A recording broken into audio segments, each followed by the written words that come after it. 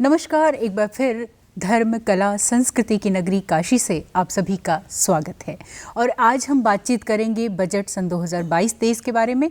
और हमसे अपने ज्ञान को साझा करने के लिए हमारे साथ मौजूद हैं देश के राष्ट्र निर्माताओं को तैयार करने के लिए जो अहम भूमिका निभाते हैं, एक शिक्षक, मार्गदर्शक, नीति निर्देशक और एक सहज, सरल और प्रतिभावान व्यक्तित्व के धनी श्री आद्या प्रसाद पांडे जी। आपके बारे में बता दें कि आप पूर्व कुलपति मणिपुर विश्वविद्यालय में रहें और साथ ही साथ काशी हिंदू विश्वविद्यालय में अपनी सेवाएं दे रहे हैं। इसके साथ ही साथ आप राष्ट्रीय अध्यक्ष हैं इंडियन इकोनॉमिक एसोसिएशन के। तो बहुत बहुत स्वागत करते हैं प्रोफेसर आद्या प्रसाद हमारे कार्यक्रम में आपका। Thank you. आज आपका समय पा करके हम आपके ऋणी हो गए हैं, क्योंकि आपकी व्यस्तताएं हैं और जो राष्ट्र के निर्माण में आपकी भूमिका है उसके चलते हम महसूस कर पाते हैं कि आपकी दिनचर्या कितनी व्यस्त होती होगी। लेकिन विषय भी उतना ही महत्वपूर्ण है, बजट। और बजट की जब बात आती है तो पूरी अर्थव्यवस्था और देश के लगभग जो है हर पहलू पर सबका ध्यान जाता है। तो और विस्तार से अगर बजट को हम समझना चाहें तो क्या है बजट? देखिए, वास्तव में बजट किसी भी देश के लिए एक बहुत ही इम्पॉर्टेंट फैक्टर है जी। और पूरे वर्ष में कितनी आय होनी है, कितना व्यय होना है, किन किन सेक्टर में लगाना है, अर्थात प्लान्ड डेवलपमेंट के लिए, प्लान्ड माने नियोजित ढंग से अगर विकास करना है तो निश्चित रूप से कहीं न कहीं आदमी को बजट बनाना पड़ता है। चाहे वो छोटे माने गृहस्थ हों या बड़े गृहस्थ हों, बड़ी कंपनियां हों या कोई देश हो, तो बजट तो किसी के लिए बहुत ज़रूरी है और आय व्यय का साल भर का लेखा जोखा प्रस्तुत करता है जी। जब हम भारतीय अर्थव्यवस्था में और अपने देश के बजट की बात करते हैं तो वास्तव में समय समय पर से बड़े गुणात्मक परिवर्तन आए हैं जी। बहुत चेंज आए हैं। और ये बजट 2022-23 का तो ये अपने आप में बहुत ही महत्वपूर्ण है जी। क्यों कि हमारा देश वास्तव में विषम परिस्थितियों से गुजर रहा था, जैसे कि विश्व में भी जो परिस्थितियां थी, विशेषकर कोरोना जैसे महामारी का संकट है। इस महामारी में जहां उद्योग व्यापार एकदम चौपट हो चुका है, जहां अर्थव्यवस्था बहुत धीमी गति में जा रही है, वहीं पर उसको गति देना, पूरे देश की जनता को खिलाना, उनको पौष्टिक आहार उपलब्ध कराना, उनके स्वास्थ्य चिंता करना, ये सारी चीज़ें समस्या सरकार के सामने थी। इसलिए बजट बनाने में बहुत ही सावधानी का परिचय देना पड़ा है और मुझे लगता है सरकार ने भी दिया है। जी बिल्कुल। और हम सब इसके साक्षी हैं कि किस तरीके से कोविड महामारी के दौरान अर्थव्यवस्था उतनी लचर नहीं हो पाई जितना कि हम ऐसा महसूस कर रहे थे कि ऐसी हो सकती है। तो बहुत सारी नीतियां इसके पीछे काम करती है, बहुत सारे लोग काम करते हैं, उनमें से आप भी हैं। तो क्या कुछ वो दौर रहा जो कोविड महामारी का रहा और किस तरीके से आप लोगों ने इन चुनौतियों का सामना किया? देखिए, भारतवर्ष में कोविड महामारी का इम्पैक्ट विशेषकर अर्थ के क्षेत्र में कम पड़ा जी। उसके पीछे मैं जहाँ समझता हूँ ये कारण है कि हमारी जो अर्थव्यवस्था है उसमें दो विशेषताएं हैं जी। उसमें कुछ लोग उसकी कमियां भी कर सकते हैं, लेकिन मैं उसको विशेषता कहूँगा कि इस समय महामारी में बहुत काम किया वो। एक हमारी एग्रीकल्चर ओरिएंटेशन जो है वो, दूसरा हमारा लघु उद्योग। बड़े उद्योगों में बहुत बड़ा संकट आया और आप देखते होंगे यहाँ हिंदुस्तान में भी बम्बई, दिल्ली में काम करने वाले लोग पैदल भाग आए जी। लॉकडाउन बाद पैदल भाग आए बहुत से लोग तो, लेकिन जो लघु उद्योग में छोटे जगह काम करने वाले लोग थे वहाँ इम्पैक्ट पड़ा, लेकिन उसका असर थोड़ा सा धीमा रहा। और कृषि क्षेत्र में एकदम नहीं रहा, किसान अपने खेत में गाँव काम करता रहा, वहाँ कोई समस्या नहीं, अर्थात कृषि उत्पादन पर इसका कोई एडवर्स इफेक्ट नहीं पड़ा। लेकिन उद्योग के क्षेत्र में बहुत ज़्यादा एडवर्स इफेक्ट पड़ा, विशेषकर निर्माण के क्षेत्र में, सब क्षेत्र में बहुत ज़्यादा एडवर्स इफेक्ट पड़ा। तो इसलिए सरकार के सामने बहुत बड़ा संकट था कैसे किया जाए, क्योंकि आप देख रहे होंगे जो मजदूरों का पलायन हुआ है। आप देखते हैं दिल्ली से यहाँ तक लोग पैदल चले आए, बनारस में भी कई जगह लोग लंगर खोले थे उनको खिलाने पिलाने के लिए। तो सरकार सामने संकट था, एकाएक जो पॉपुलेशन एकाएक माइग्रेट होकर शहर से देहात में वापस आ गई, इनको खिलाना, उसके साथ साथ इनके स्वास्थ्य की चिंता करना, उसके साथ साथ इनके एजुकेशन सारी व्यवस्था करना, तो शिक्षा, स्वास्थ्य, एजुकेशन और फूड मैनेजमेंट, ये सारी चीज़ें सरकार के पास थी। इसलिए इसमें वो करके बजट को बनाना एक साधारण काम नहीं था। नहीं, फिर भी सरकार ने इसमें बहुत ज़्यादा होमवर्क करके, मेहनत करके बहुत व्यवस्थित ढंग से बनाया, ऐसा मेरा मानना है। जी बिल्कुल, एज ए अर्थशास्त्री। और यही नहीं कि जनता को खिलाना, उनके स्वास्थ्य की चिंता करना, उनकी पढ़ाई की चिंता करना, उसके साथ साथ देश में प्रगति की भी चिंता करना। जी। और प्रगति के लिए क्या ज़रूरी है? इंफ्रास्ट्रक्चर ठीक है जी, इंफ्रास्ट्रक्चर डेवलपमेंट होना चाहिए। इसलिए इन्होंने क्या किया कि जैसे किसानों के लिए, कृषि क्षेत्र में जानते हैं किसानों का सबसे बड़ा ये होता है कि उनकी उपज का पूरा मूल्य नहीं मिल पाता है। जी। इसलिए सरकार ने कहा कि नहीं, हम फसल की खरीद की उसको बढ़ाएंगे, और उसके लिए इन्होंने बहुत बड़ा प्रावधान भी किया। करीब जो है 2.75 करोड़ जो है अलग एक उसके लिए प्रावधान बनाया, लाख करोड़ का, कि हम कृषि की खरीद को बढ़ाएंगे। उसके साथ साथ है कि इन्होंने क्या कि सिंचाई के साधनों को डेवलप करना, कृषि उत्पादन बढ़ाना बहुत ज़रूरी है, और उसके लिए 65,000 करोड़ रुपए का प्रावधान किया। जी। अर्थात किसानों की आय बढ़े, ये बहुत ज़रूरी, सरकार इसके लिए प्रयास कर रही है। निश्चित। साथ साथ जो लोगों को नौकरियां मिलें, इसलिए उन्होंने कहा कि नहीं, नौकरियों में हम जो है सो वृद्धि करेंगे। जी। और नौकरियों में वृद्धि करने के लिए सरकार ने बताया कि हम जो है विभिन्न क्षेत्रों में जो इनको काम करने वालों को हम विशेष महत्व देंगे, और ज़्यादा से ज़्यादा लोगों को एम्प्लॉयमेंट प्रदान करेंगे, और 60 लाख से ज़्यादा लोगों को एम्प्लॉयमेंट देने की बात कही। जी। प्लस जो शिक्षा के क्षेत्र में है, क्योंकि शिक्षा भी ठीक ज़रूरी होनी चाहिए, इसलिए डिजिटलाइजेशन की बात कर रहे हैं कि हम डिजिटल एजुकेशन को भी वो करेंगे, क्योंकि आगे आने वाले समय में और ऐसी परिस्थितियाँ आ सकती हैं, जिस तरह की महामारी आए, और अगर ये उसको हमें उस दौरान अपने एजुकेशन सिस्टम को नष्ट होने से बचाना है, तो ऐसा हमें थोड़ा डिजिटल एजुकेशन पर ध्यान देना पड़ेगा। इस पर सरकार ध्यान दे रही है। साथ साथ प्राइमरी स्कूलों में बहुत ही अच्छी व्यवस्था नहीं है। अब सरकार कह रही है कि हम प्राइमरी स्कूलों में भी बाकायदा उन बेंच की, उनके इंफ्रास्ट्रक्चर को काफ़ी अच्छा डेवलप करेंगे। उसके लिए भी सरकार ने विशेष प्रावधान किया है। और उसके साथ साथ है कि जो हमने बताया कि इन्होंने सिंचाई साधन डेवलप कर रहे हैं ना, साथ साथ नदियों को जोड़ने का काम। आपको याद होगा ये अटल बिहारी वाजपेयी के समय से भी एक महत्वाकांक्षी योजना थी कि सारी नदियों को जोड़ा जाए। जी। उसका 2-3 लाभ मिलता है। एक तो लाभ ये मिलता है कि बाढ़ के समय जी। वो कहीं बाढ़ बहुत ज़्यादा आती है, कहीं सूखा पड़ जाता है, तो ये इंटरलिंक रहेगा, तो वो पानी एक दूसरी जगह एडजस्ट हो जाएगा। दूसरी बात ये थी कि सिंचाई के साधनों से ज़्यादा ये डेवलप होंगे। जी। तो ये इसलिए इसको जो है इन्होंने इंटरलिंकिंग का प्रावधान किया है। साथ साथ 65,000 किलोमीटर सड़कों को और ज़्यादा एक्सटेंशन करने की बात की, क्योंकि देखिए इंफ्रास्ट्रक्चर बहुत ज़रूरी होता है किसी देश के विकास के लिए। जी। और ऐसा कहा गया है कि अगर आप इंफ्रास्ट्रक्चर डेवलप कर दें तो जनता स्वयं में विकास का मार्ग खोज लेती है। जी। ये बात सही भी है, बहुत चीज़ें अपने आप विकसित हो जाती हैं, इसलिए उसको करने के लिए सरकार प्रयास कर रही है। तो इंफ्रास्ट्रक्चर हो गया, मैन्युफैक्चरिंग सेक्टर में विशेष प्रोत्साहन दे रहे हैं, और यही नहीं, जन कल्याण के भी कार्य कर रहे हैं। जी। जैसे उनका कहना 3.8 करोड़ घरों में हम जो है नल का पानी पहुंचाएंगे। जी। उसके साथ साथ है कि गरीबों को उनके जो आर्थिक वृद्धि करने के क्षेत्र में विशेष काम करेंगे, किसानों को विशेष सुविधाएं देंगे, उनको सिंचाई के साधन देंगे, उनको फसलों के खरीद की व्यवस्था करेंगे, अर्थात उनकी भी आय का साधन बढ़ेगा। यही नहीं, कृषि क्षेत्र में अनुसंधान बहुत हो रहे हैं। जी। उन अनुसंधानों पर खर्च करने के लिए सरकार ने पैसा भी दिया है। जी।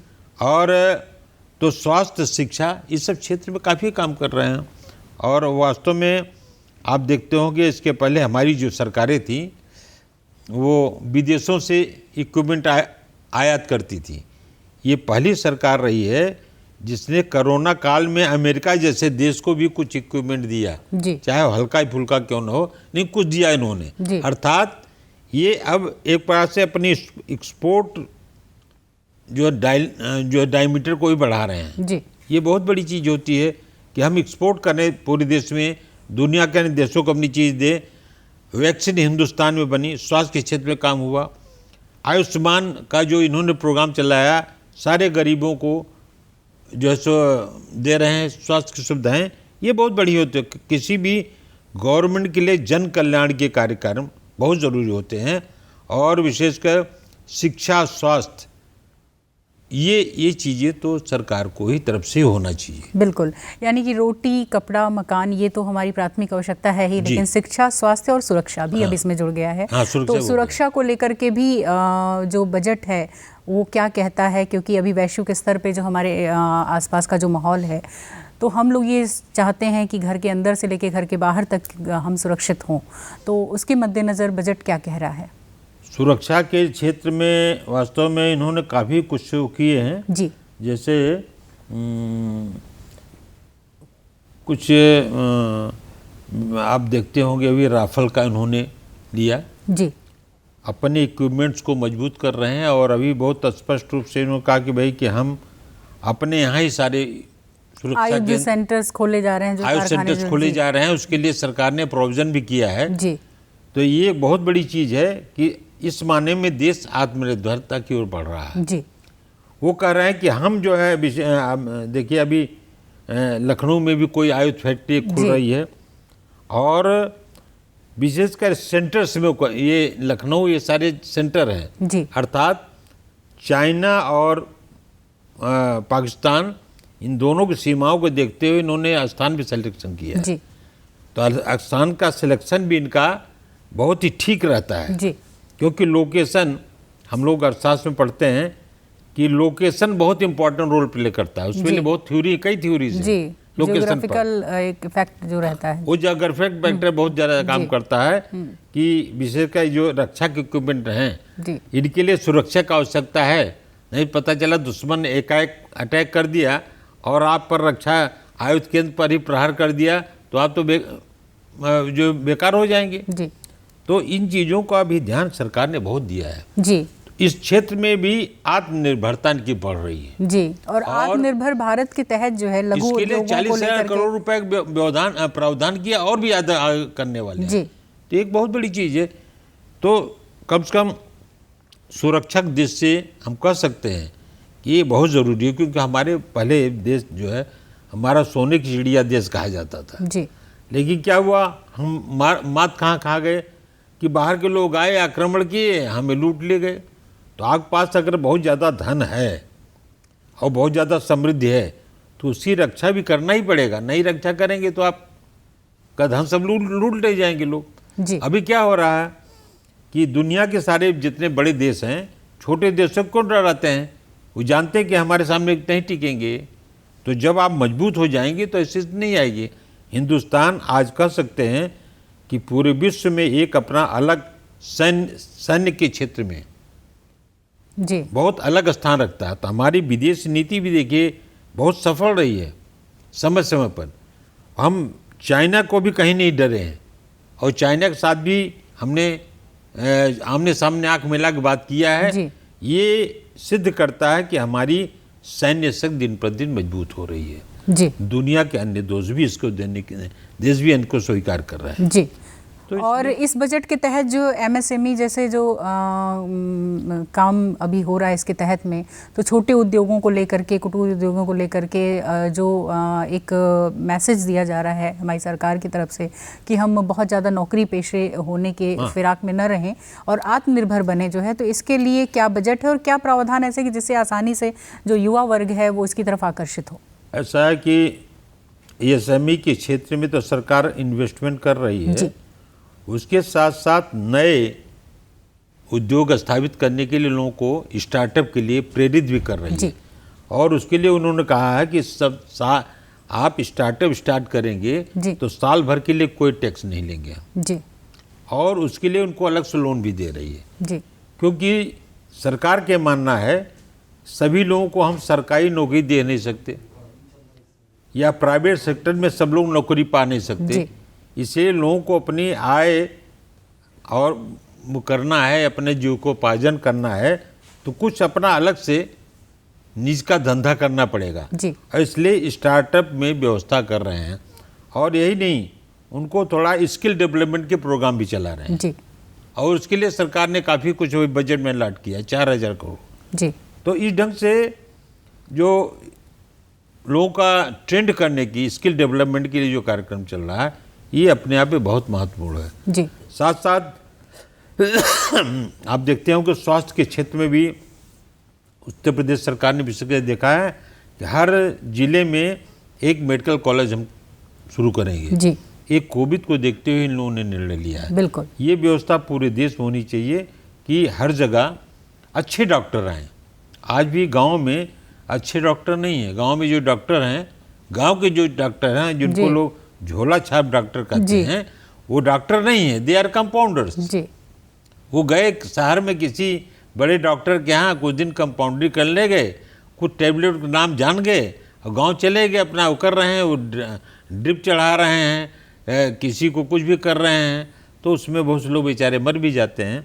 लेकिन हर गांव में स्वास्थ्य की सुविधा होनी चाहिए जी। जो हमारे प्राइमरी हेल्थ सेंटर हैं या जो भी हेल्थ सेंटर्स हैं वहाँ अच्छे डॉक्टर नहीं हैं, तो इसलिए इनकी फौज बढ़ाना जरूरी और है। सबसे बड़ी बात तो वैक्सीनेशन को लेकर के बहुत बड़ा बजट जो है उसके तहत तय हुआ जो है, और इसीलिए शायद ये इतनी आसानी से और इतने कम समय में ये तय हुआ। सारे लोगों को फ्री में वैक्सीनेशन हुआ है, आगे भी होता रहेगा, ये बहुत बड़ी चीज़ है। तो बजट में इन सारी चीज़ों को ध्यान रखा गया, अर्थात बजट में हम इसलिए हम कहते हैं कि ये बजट जो है बहुत ही बैलेंस्ड बजट है जी। इसमें विकास की योजनाओं को ध्यान रखा गया है, इसमें एम्प्लॉयमेंट को ध्यान रखा गया है, इसमें जो है स्वास्थ्य की सुविधाओं को ध्यान रखा गया है, इसमें एजुकेशन शिक्षा को ध्यान रखा गया है, इसमें निजी विकास को भी ध्यान रखा गया है, इसमें गरीबों के कल्याण के लिए ध्यान रखा गया है। इसलिए ये अपने आप में बहुत ही महत्वपूर्ण है कि इस ढंग से बजट को सरकार तैयार करती है। बिल्कुल। तो सरकार के मन में दोनों योजनाएं बहुत स्पष्ट रूप से हैं और उसी के अनुसार उन्होंने काम किया जी। और एक अर्थशास्त्री के तौर पर कितना भी अच्छे से कहते हैं कि विवाह में जो है कितनी भी अच्छी तैयारी कर ली जाए लेकिन अंत में कुछ ना कुछ कमी रह ही जाती है, तो अर्थशास्त्री के तौर पे आप क्या कहना चाहेंगे कि अभी भी इस बजट में कुछ ऐसा रह गया है क्या जो होना चाहिए था? देखिए, हाँ, ये कह सकते हैं कुछ चीज़ें हैं, कमियां हैं, कुछ चीज़ें बजट में कमियां हैं ऐसी, लेकिन यह है कि उन कमियों को हम थोड़ा नज़रअंदाज इसलिए कर सकते हैं क्योंकि परिस्थितियां बड़ी विशेष हैं जी। थोड़ा डिफरेंट सिचुएशन है पूरे देश की, तो ऐसे समय में हम कर सकते हैं कुछ। इसमें जैसे क्या है कि शिक्षा क्षेत्र में कुछ और किया जा सकता था जी, और उसमें शिक्षा के बजट को बढ़ाकर कई नई चीज़ें की जा सकती थी, लेकिन उसमें हम थोड़ा पीछे रहे इसलिए कि सरकार के पास थोड़ा फंड की क्राइसिस है जी। और उसके साथ साथ है कि महंगाई को कंट्रोल करने के लिए कुछ और चीज़ें की जा सकती थी जी। अब वो हम कहेंगे तो लोग कहेंगे साहब कि नहीं ठीक नहीं है, फिर भी कुछ उसमें और अच्छा थोड़ा मेहनत किया गया होता, बजट को और अच्छा बनाया जा सकता था जी। और शिक्षा के क्षेत्र में, स्वास्थ्य क्षेत्र में, डेवलपमेंट के क्षेत्र में।